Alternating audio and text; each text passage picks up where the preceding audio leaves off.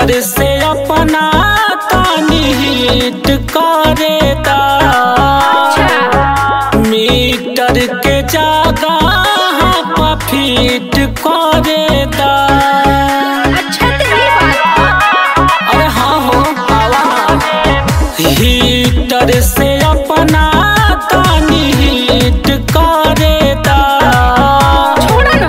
Metre के जगह feet करे दा।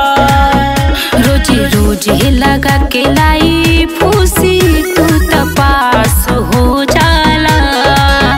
तनी देखा ना देहिया के दर्द बड़ी हरास हो जाला। कौनो चाली ना बहाना आज करब मन माना। दुख दूर हो जाई छपल हरत से।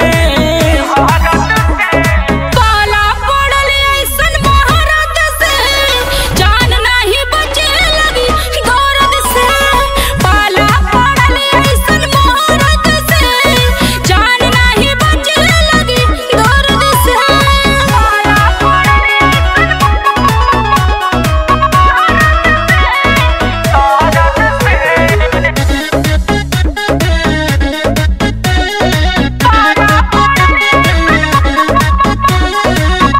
काहे लायतना तरसावतारू हो।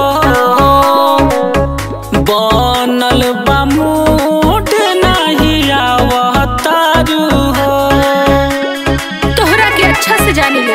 अरे का जानतारू काहे लायतना तरसावतारू हो। बनल बा मूड नहीं आवतारू हो। छोट लइकन के जैसन राजा बड़ी तंग करेला। अभी पड़ल बा सौसे कमवा ध्यान भंग करेला। तनी आवा हमर जान फेल तोहरा ना पलान। जंग कइले जहिंद कोमल गहरत से। पाला पड़ल ऐसन महारत से जान नहीं बचे लगी दर्द से।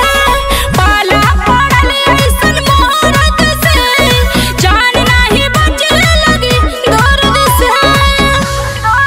अरे ओहू का उपाय है।